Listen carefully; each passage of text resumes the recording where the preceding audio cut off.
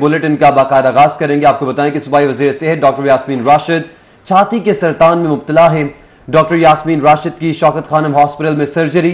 Shaukat Khanam hospital की oncologist doctor आमना ने यास्मीन राशिद की सर्जरी की है। सूबाई वज़ीर सेहत डॉक्टर यास्मीन राशिद सर्जरी के बाद रूबा सेहत हैं। ज़राए की जानिब से ऐसा बताया जा रहा है। साबिक वज़ीर सेहत ख्वाजा सलमान रफीक का यास्मीन राशिद के लिए नेक ख्वाहिशात का इजहार। लाहौरियों की डॉक्टर यास्मीन राशिद के लिए दुआएं भी। जबकि आपको बताएं कि सूबाई वज़ीर सेहत डॉक्टर यास्मीन राशिद छाती के सरतान में मुब्तला हैं। डॉक्टर यास्मीन राशिद की शौकत खानम हस्पताल में सर्जरी हुई। शौकत खानम हस्पताल की ऑन्कोलॉजिस्ट डॉक्टर आमना ने यास्मीन राशिद की सर्जरी की। सूबाई वज़ीर सेहत डॉक्टर यास्मीन राशिद सर्जरी के बाद रूबा सेहत हैं। ज़राए ऐसा बता रहे हैं। जबकि साबिक वज़ीर सेहत ख्वाजा सलमान रफीक का भी यास्मीन राशिद के लिए नेक ख्वाहिशात का इजहार। लाहौरियों की भी डॉक्टर यास्मीन राशिद के लिए दुआएं। जी बिल्कुल, इस हवाले से आपको अपडेट कर रहे हैं कि सूबाई वज़ीर सेहत डॉक्टर यास्मीन राशिद छाती के सरतान में मुब्तला है। डॉक्टर यास्मीन राशिद की शौकत खानम हॉस्पिटल में सर्जरी। शौकत खानम हॉस्पिटल के ऑन्कोलॉजिस्ट डॉक्टर आमना ने यास्मीन राशिद की सर्जरी की। सूबाई वज़ीर सेहत डॉक्टर यास्मीन राशिद सर्जरी के बाद रूबा सेहत है। ज़राए के मुताबिक बताया जा रहा है। और साबिक वज़ीर सेहत ख्वाजा सलमान रफीक का यास्मीन राशिद के लिए नेक ख्वाहिशात का इजहार। लाहौरियों की डॉक्टर यास्मीन राशिद के लिए दुआएं भी की जा रही हैं। इस हवाले से आपको अपडेट कर रहे हैं कि सूबाई वज़ीर सेहत डॉक्टर यास्मीन राशिद छाती के सरतान में मुब्तला हैं और डॉक्टर यास्मीन राशिद के लिए लाहौरी भी दुआएं कर रहे हैं। जी हाँ, डॉक्टर यास्मीन राशिद की शौकत खानम हस्पताल में सर्जरी हुई है। शौकत खानम हस्पताल की ऑन्कोलॉजिस्ट डॉक्टर आमना ने यास्मीन राशिद की सर्जरी की। सूबाई वज़ीर सेहत डॉक्टर यास्मीन राशिद सर्जरी के बाद रूबा सेहत हैं। ज़राए ऐसा बता रही हैं। जबकि साबिक वज़ीर सेहत ख्वाजा सलमान रफीक का यास्मीन राशिद के लिए नेक ख्वाहिशात का इजहार। लाहौरियों की डॉक्टर यास्मीन राशिद के लिए दुआएं। आपको बताते चलें कि डॉक्टर यास्मीन राशिद जो कि छाती के सरतान में मुब्तला हैं, उनकी शौकत खानम हस्पताल में सर्जरी हुई है। और शौकत खानम हस्पताल की ऑन्कोलॉजिस्ट डॉक्टर आमना ने यास्मीन राशिद की सर्जरी के बताया जा रहा है कि सूबाई वज़ीर सेहत डॉक्टर यास्मीन राशिद सर्जरी के बाद रूबा सेहत हैं। उनकी तबीयत ठीक है। लाहौरियों की जानिब से भी डॉक्टर यास्मीन राशिद के लिए दुआएं की जा रही हैं। जबकि साथ ही साथ साबिक वज़ीर सेहत ख्वाजा सलमान रफीक का भी यास्मीन राशिद के लिए नेक ख्वाहिशात का इजहार। सूबाई वज़ीर सेहत डॉक्टर यास्मीन की राशिद की तबीयत ठीक बताई जा रही है। कहा जा रहा है कि सर्जरी के बाद वो रूबा सेहत हैं। जी बिल्कुल, इस हवाले से आपको अपडेट कर रहे हैं। सूबाई वज़ीर सेहत डॉक्टर यास्मीन राशिद छाती के सरतान में मुब्तला हैं और डॉक्टर यास्मीन राशिद की शौकत खानम हॉस्पिटल में सर्जरी की गई।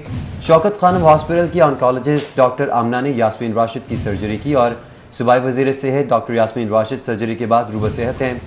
ज़राए की जानिब से ये बताया जा रहा है। और साबिक वज़ीर सेहत ख्वाजा सलमान रफीक का यास्मीन राशिद के लिए नेक ख्वाहिशात का इजहार। जबकि दूसरी तरफ लाहौरी भी डॉक्टर यास्मीन राशिद साहिबा के लिए दुआएं कर रहे हैं और उनकी सेहत और मुकम्मल शिफा के लिए दुआगो हैं।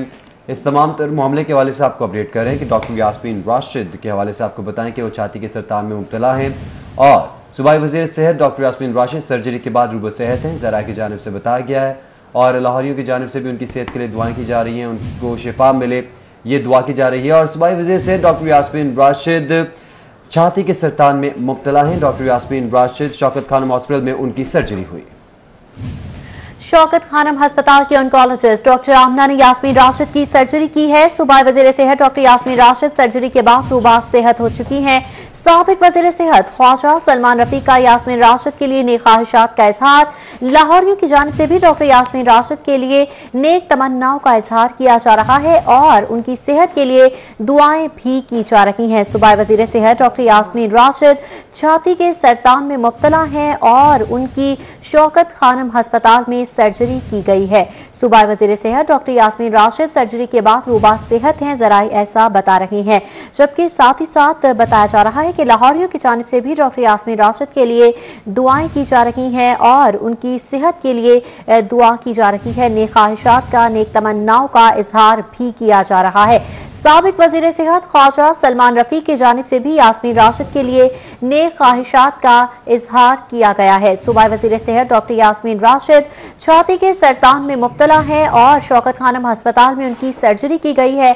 बताया जा रहा है कि शौकत खानम हस्पताल की ऑन्कोलॉजिस्ट डॉक्टर आमना ने यास्मीन राशिद की सर्जरी की। सूबाई वज़ीर सेहत डॉक्टर यास्मीन राशिद सर्जरी के बाद रूबा सेहत हैं, ये बताया जा रहा है। जबकि साबिक वज़ीर सेहत ख्वाजा सलमान रफीक का यास्मीन राशिद के लिए नेक ख्वाहिशात का इजहार। तफसीलात जानेंगे, senior health reporter Zahid Chaudhry हमारे साथ मौजूद हैं। जाहिद चौधरी, बताएगा डॉक्टर यास्मीन राशिद की तबीयत कैसी है? जी, सूबाई वज़ीर सेहत डॉक्टर यास्मीन राशिद जो कि ब्रेस्ट कैंसर के आर्जा में मुब्तला थी, उनका जो है वो शौकत खानम अस्पताल में आज जो है वो ऑपरेशन किया गया है। गुज़श्ता रोज डॉक्टर यास्मीन राशिद को शौकत खानम अस्पताल में दाखिल किया गया। डॉक्टर आमना खान जो शौकत खानम अस्पताल की ऑन्कोलॉजिस्ट हैं, मारूफ ऑन्कोलॉजिस्ट हैं, उनकी जानिब से जो है वो डॉक्टर यास्मीन राशिद की सर्जरी जो है वो की गई है, जो कि कामयाब रही है। और उसके बाद अब वो रूबे सेहत हैं। डॉक्टर यास्मीन राशिद को चंद माह कबल जो है वो ये जो छाती का सरतान है, इसके राइट साइड का जो ब्रेस्ट कैंसर है उसको उसकी तशखीस हुई थी, जिसके बाद उनके मुख्तलिफ टेस्ट किए गए और उनमें भी तशखीस के बाद ये फैसला किया गया था उनकी मुआलजी की जानिब से उनका प्रोसीजर किया जाएगा, जो आज जो है मुकम्मल हो गया। और उसके बाद अब वो ज़राए के मुताबिक वो रूबे सेहत हैं और उनको 11-6B रूम में जो है वो शिफ्ट किया गया है। डॉक्टर का ये कहना है कि वो अभी फिलहाल एक आध दिन जो है वो उनको मजीद अस्पताल में ही जेर इलाज रखा जाएगा, जिसके बाद वो घर होंगी और उसके बाद फिर उसका ये फॉलो अप जो है वो ट्रीटमेंट वो जारी रहेगा। ठीक है जाहिद चौधरी, आप हमारे साथ ही मौजूद रहिएगा। शहर में कोरोना के वार जारी है। लाहौर में कोरोना मजीद 11 जिंदगियां निकल गया है। लाहौर में कोरोना वबा के 175 नए मरीज सामने आए हैं। लाहौर में कोरोना केसेस की तादाद 61,155 तक पहुंच गई है। शहर में कोरोना वबा से अब तक 1,299 अमवात हो चुकी है। हमारे साथ जाहिद चौधरी मौजूद हैं। जाहिद चौधरी, कोरोना की दूसरी लहर भी शदीद होती जा रही है और अब तिबी माहिरीन क्या कह रहे हैं? जी, पंजाब में सबसे ज्यादा जो मुतासरा शहर है कोरोना वायरस से इस वक्त वो लाहौर है और सबसे ज्यादा केसेस जो है वो लाहौर में रिपोर्ट हो रहे हैं। गुज़श्ता 24 घंटे के दौरान भी लाहौर में मजीद 175 कोरोना वायरस के जो मरीज हैं उनकी तस्दीक की गई है और इसके साथ साथ मजीद कोरोना वायरस का शिकार होने वाले 11 मरीज जो हैं वो लाहौर में दम तोड़ गए। सबसे ज्यादा जो है वो इस वक्त पंजाब में 50% जो पंजाब के केसेज हैं वो लाहौर से रिपोर्ट हुए हैं। वबा के दौरान जो लाहौर में मुतासरा अफराद हैं उनकी तादाद 61,155 और इसके साथ साथ जो अमवात है वो 1,299 तक पहुंच गई हैं। ठीक है जाहिद चौधरी, बहुत शुक्रिया आपका। नायब सदर नून लीग मरीम नवाज के लिए इचरा में इस्तकबालिया कैंप लगाने पर लीगी रहनुमा तौसीफ शाह बाकर हुसैन गिरफ्तार। सैयद तौसीफ शाह को इचरा थाने मुंतकिल कर दिया गया। जी हां, आपको बताएं कि नायब सदर नून लीग मरीम नवाज के लिए इचरा में इस्तकबालिया कैंप लगाने का ये मामला है। इस्तकबालिया कैंप लगाने पर लीगी रहनुमा तौसीफ शाह और बाकर हुसैन को गिरफ्तार कर लिया गया है। तफसीलात लेंगे उमर असलम से। उमर असलम, बताएगा मजीद गिरफ्तारियां अमल में लाई गई हैं?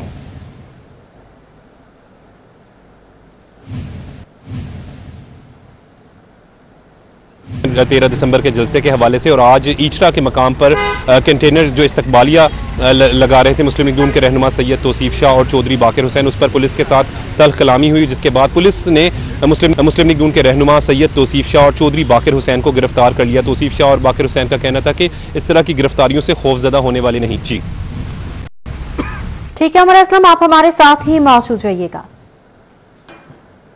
पीडीएम का 13 दिसंबर को जलसा, नून लीग की राब्ता मुहिम जारी। मरीम नवाज आज गजुमता से दाता दरबार तक रैली निकालेंगी। मरीम नवाज का 15 मुख्तलिफ मकामात पर इस्तकबाल किया जाएगा। इस हवाले से भी बात करेंगे उमर असलम से। उमर असलम, बताएगा क्या प्लान है आज का? नायब सदर मुस्लिम लीग नून मरियम नवाज आज जाती उम्रा से 2 बजे रवाना होंगी। कहना गजुमता से 15 मुख्तलिफ मकामात से होती हुई दाता दरबार पहुंचेंगी, जहां पर मरियम नवाज जो है वो दुआ भी करेंगे जलसे की कामयाबी के हवाले से। मुख्तलिफ मकामात पर इस्तकबालिया दिया जाएगा, मरियम नवाज का शानदार इस्तकबाल किया जाएगा। 3 मकामात पर जो है वो मरियम नवाज खिताब भी करेंगी। जी ठीक है उमर असलम, बहुत शुक्रिया आपका। इसी हवाले से आपको बताते चलें कि पीडीएम 13 दिसंबर को लाहौर में जलसा करने जा रही है। इस हवाले से नून लीग भी खासी मुतहरिक नजर आ रही है और रोजाना की बुनियाद पर रैलीज निकाली जा रही हैं। मोटरसाइकिल रैली गुज़श्ता रोज निकाली गई, आज फिर मरियम नवाज कारकुनान के हमरा रैली की सूरत में रवाना होंगी और बताया जा रहा है कि मरियम नवाज का 15 मुख्तलिफ मकामात पर इस्तकबाल भी किया जाएगा। मरियम नवाज आज गजुमता से दाता दरबार तक रैली निकालेंगी, जबकि मरियम नवाज शंघाई ब्रिज, इचरा, लोहारी में कारकुनान से खिताब भी करेंगी। नायब सदर नून लीग मरियम नवाज जाती उम्रा से 2 बजे रवाना होंगी। मरियम नवाज काहना स्टॉप पर मुबशर इकबाल, सुहेल शौकत भट्ट इस्तकबाल भी करेंगे। तर्जुमान मुस्लिम लीग नून मरियम औरंगजेब मीडिया से गुफ्तगू कर रही हैं। इत्तला मिली है कि जिस जगह के जिन मकामात के ऊपर उनकी रैली गुजरेगी, वहां एक मकाम पर जो चीफ ऑर्गेनाइजर हैं लाहौर के पाकिस्तान मुस्लिम लीग नून के तौसीफ शाह साहब और चौधरी बाकिर हुसैन साहब, उनको इमरान साहब के हुक्म के ऊपर गिरफ्तार कर लिया गया है। वो इमरान साहब जो कहते थे कि ऑपोजिशन एहतजाज करे, मैं कंटेनर दूंगा। वो इमरान साहब जो कहते थे कि ऑपोजिशन एहतजाज करे, मैं कुर्सियां दूंगा। आज उनके कहने पर तौसीफ शाह साहब को और चौधरी बाकिर हुसैन साहब को गिरफ्तार किया गया है। मैं उसकी शदीद मजम्मत करती हूं और मजम्मत के साथ साथ मैं वार्निंग देती हूं कि उनको फौरी तौर पर रिहा किया जाए। नहीं तो अगर कोई इंतशार हुआ, अगर कारकुनान ने रिएक्ट किया, अगर किसी किस्म की ऐसी सूरत हाल पैदा हुई जो खतरनाक होगी, उसके जिम्मेदार पंजाब हुकूमत और इमरान साहब होंगे। तो मैं 2 टोक अल्फाज में ये कहना चाहती हूं कि उनको फौरी तौर पर रिहा किया जाए। और मैं आवाम को एक खुशखबरी सुनाना चाहती हूं। पहली खुशखबरी आपको सुनाई थी और पाकिस्तान डेमोक्रेटिक मूवमेंट की एक फतह कि जलसा नहीं रुकेगा। ना कोयटा का रुका, ना गुजरावाला का रुका, ना पेशावर का रुका, ना मुल्तान का रुका।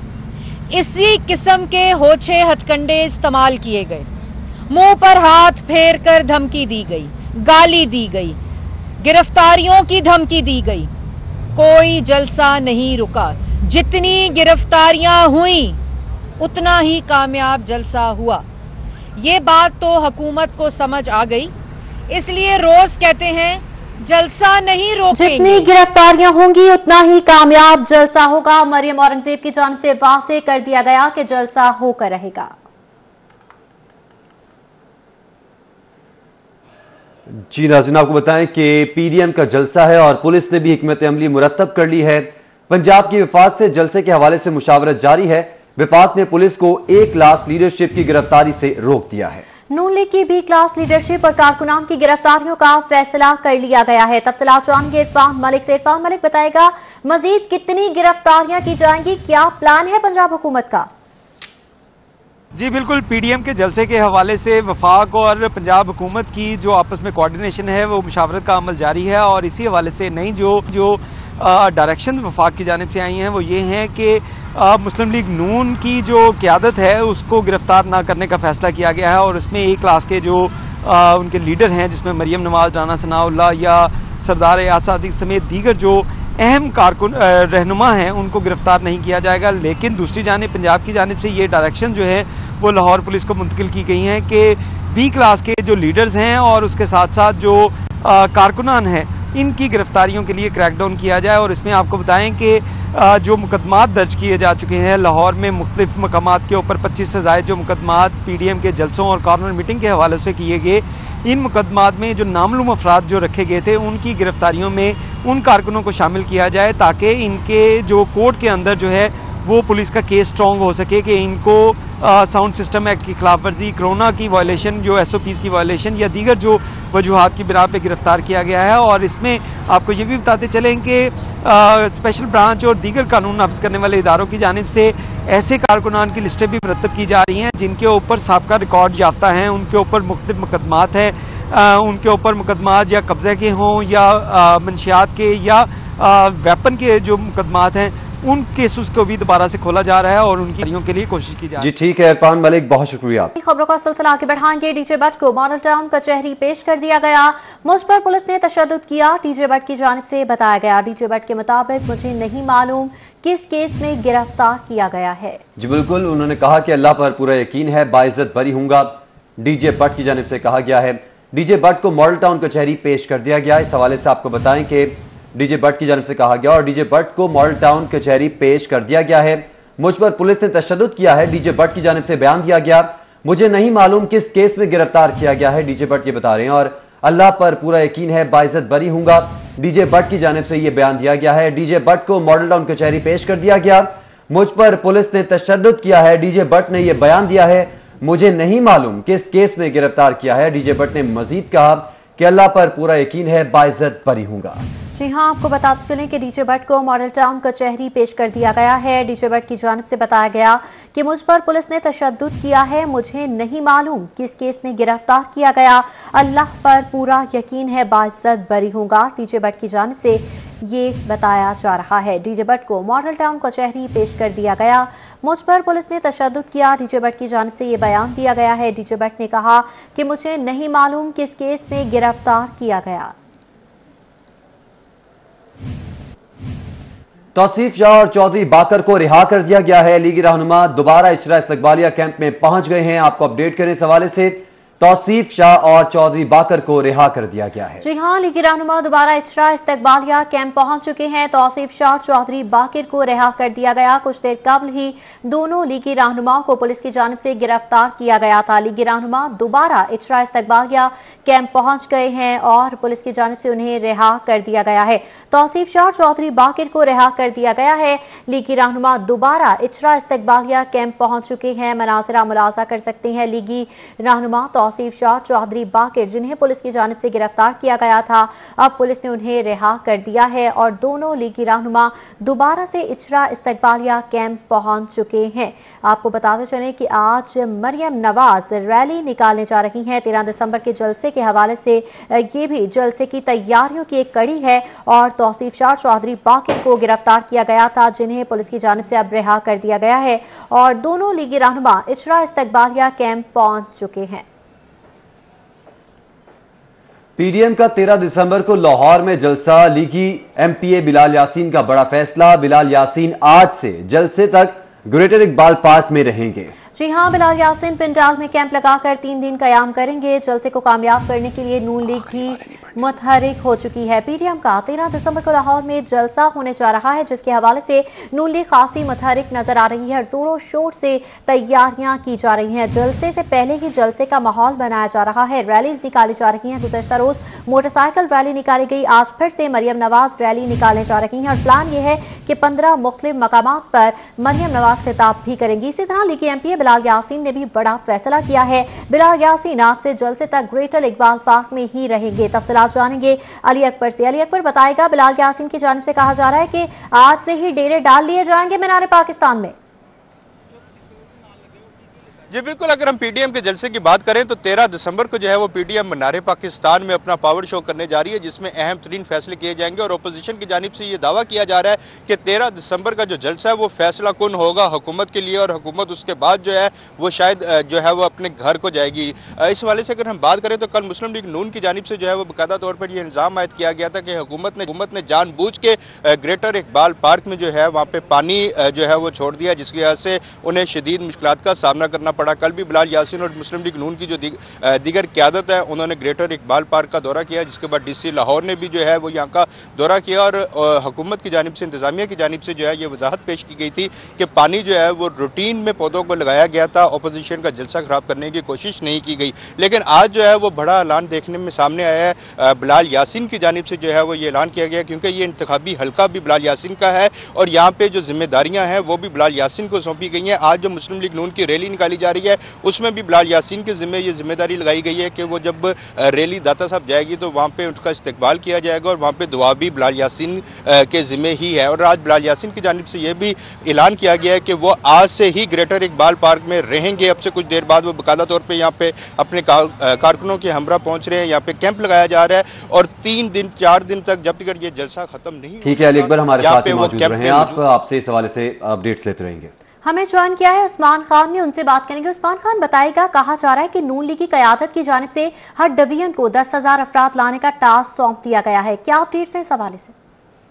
जी बिल्कुल, पाकिस्तान डेमोक्रेटिक मूवमेंट के ज़रिए तमाम आखिरी जलसा अब 13 दिसंबर को लाहौर में होने जा रहा है और इसकी मेज़बानी मुस्लिम लीग नून के पास है और मुस्लिम लीग नून अब मुतहरिक हो चुकी है और उन्होंने इस जलसे को हर हाल में कामयाब करने का फैसला कर लिया। ज़राए के मुताबिक मुस्लिम लीग नून की पंजाब की क़यादत ने हर डिवीजन को 10,000 अफराद लाने का टास्क दिया है, जबकि इसमें पीडीएम में शामिल जो दीगर जमातें हैं उनको हर जिले से 1,000 अफराद लाने का टास्क सौंप दिया गया। साथ ही साथ तमाम तर पार्टियों ने अपने कारकुनान को इस बात की हिदायत भी जारी कर दी है कि अगर इस जलसे की राह में हुकूमत और इंतजामिया रुकावट बनी और मीनार पाकिस्तान को बंद किया गया मुल्तान की तरह या इस तरह की सूरत हाल पैदा की गई, तो जहां पर भी कारकुनान मौजूद होंगे वहीं पर अपना धरना दे देंगे और सड़कों को मुकम्मल तौर पर ब्लॉक कर देंगे। जो मेन शाहराहें होंगी उनको बंद कर दिया जाएगा।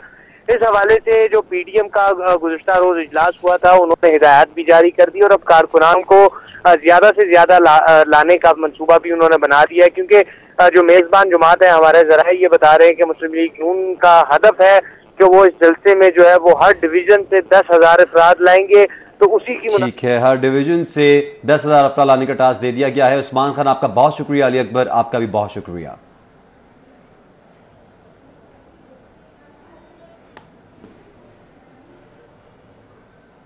गवर्नर हाउस में गवर्नर पंजाब शाह मोहम्मद सरवर खिताब कर रहे हैं। में रहने वाले तमाम पाकिस्तानी हैं, पाकिस्तान के शहरी हैं और पाकिस्तान के बराबरी की बुनियाद पे शहरी।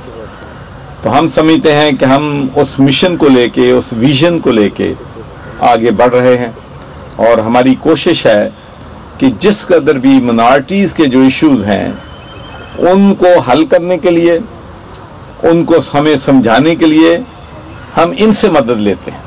इसलिए कि मैं खुद बरतानिया में मिनॉरिटी रहा हूं और सबसे ज़्यादा मुझे गुस्सा उस वक्त आता था जब जो मेजॉरिटी मुझे बताने की कोशिश करती थी कि मिनॉरिटी के हकूक़ क्या है। भाई जो मिनॉरिटी में है उनको पता है कि उनके पास प्रॉब्लम क्या है, उनके बच्चों की क्या प्रॉब्लम है, उनके साथ डिस्क्रिमिनेशन कैसे हो रही है, उनके साथ किस तरीके से मुआशरा जो है ज्यादती करता है। तो मैं समझता हूं कि जो रिसीविंग एंड पे लोग हैं वो बेटर जज हैं, वो बेहतर हमें बता सकते हैं कि कौन सी पॉलिसियां होनी चाहिए जिसमें हम अपने ह्यूमन राइट्स को, डिस्क्रिमिनेशन को, इन चीज़ों को मुआशरे से ख़त्म कर सकते हैं। तो कल एक बहुत बड़ी तकलीफ दे बात मैं समझता हूँ कि ये सो कॉल्ड हमारे champions of human rights, champions of democracy. Governor Punjab Chaudhry Mohammad Sarwar तकरीब से खिताब कर रहे थे, जो कि आपने मुलाहिजा किया। वापस आएंगे इस ब्रेक के बाद। वेलकम बैक नाज़रीन। दहशतगर्दों, बड़े चोरों और डाकुओं को पकड़ने के लिए जदीद टेक्नोलॉजी का इस्तेमाल किया जाएगा।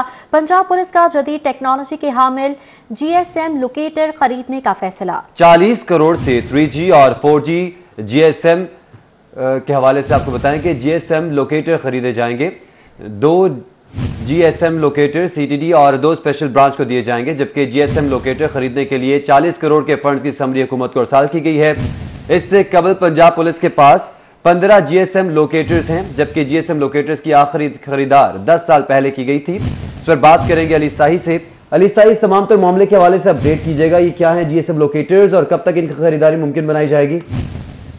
बिल्कुल, दहशतगर्दों से निमटने के लिए और जराइम पेशा अफराद की एग्जैक्ट लोकेशन लेने के लिए पंजाब पुलिस की जानब से 4G और 3G लोकेटर्स खरीदने का फैसला किया गया है। इसी हवाले से पंजाब हुकूमत को समरी भिजवाई गई है कि 40 करोड़ रुपए के फंड जो हैं वो फौरी तौर पर पंजाब पुलिस को जारी किए जाएं ताकि गैर मुल्की कंपनी से GSM लोकेटर्स की ख़रीदारी मुमकिन बनाई जा सके। इन लोकेटर्स की मदद से दहशतगर्दों को या जराइम पेशा अफराद की एग्जैक्ट लोकेशन जो है वो ली जा सकती है। चूँकि ज़माना बदल रहा है और दहशतगर्द जदीद तरीन टेक्नोलॉजी इस्तेमाल करते हैं, इन चीज़ों को मद्देनज़र रखते हुए पंजाब पुलिस पिछले 3 सालों से बार बार हुकूमत को समरी भिजवा रही है, लेकिन फ़ंड्स की अदम फराहमी की वजह से खरीदारी मुमकिन नहीं हो रही। तो अब IG पंजाब की जानब से ये मामला वज़ीर आला पंजाब से टेकअप किया गया था, जिसमें पंजाब पुलिस की जानब से अब फंड्स की समरी हुकूमत को भिजवा दी गई है ताकि इन 3G और 4G लोकेटर्स की खरीदारी मुमकिन बनाई जा सके। इससे पहले पंजाब पुलिस के पास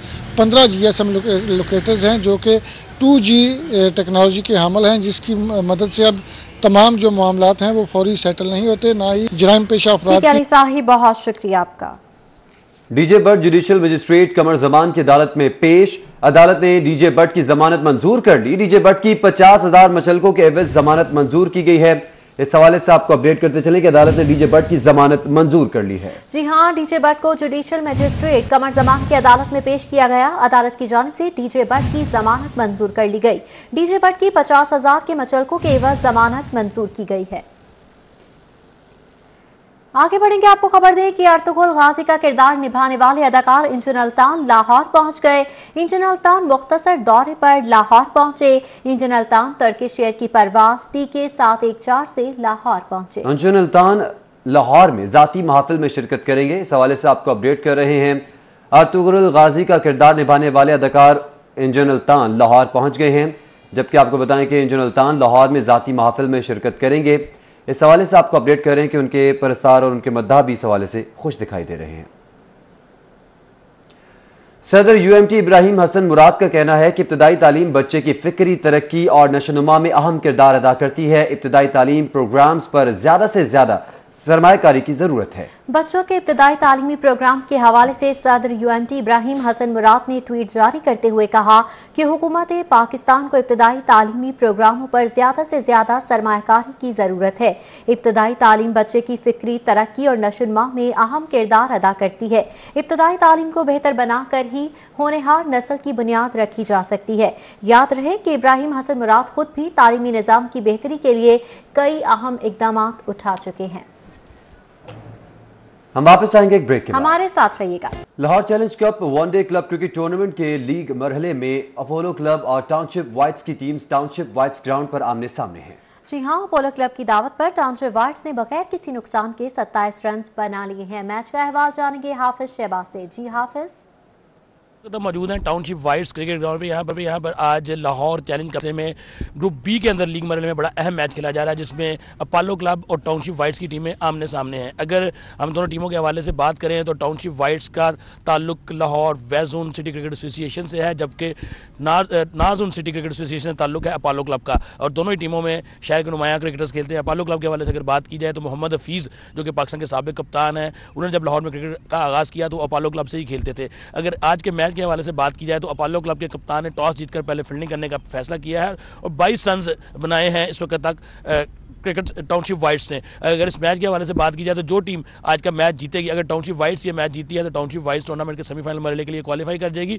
और जो जहाँ तक अपोलो क्लब की बात है, अगर अपोलो क्लब आज के मैच में कामयाबी हासिल करती है तो अपोलो क्लब इस टूर्नामेंट में रहेगी। अगर अपोलो क्लब को शिकस्त का सामना होता है तो फिर अपोलो क्लब इस टूर्नामेंट से बाहर हो जाएगी। टूर्नामेंट में मजमूई तौर पर शहर की 64 टीमों ने हिस्सा लिया था। पहले 3 मरहले नॉकआउट की बुनियाद पर खेलेगी और अब 8 टॉप टीमें जो है वो लीग के मरहले में आमने सामने। इस टूर्नामेंट का फाइनल 27 दिसंबर को खेला जाएगा। जी हाफिज शहबाज अली, बहुत शुक्रिया आपका। शहर लाहौर की आम खबरें आपने जानी, इसके साथ ही न्यूज स्टूडियो से कल वक्त इतना है। हमारी वेबसाइट city42.tv और अब आप City 42 के न्यूज बुलेटिन फेसबुक और यूट्यूब पर भी देख सकते हैं। देखते रहिए City 42।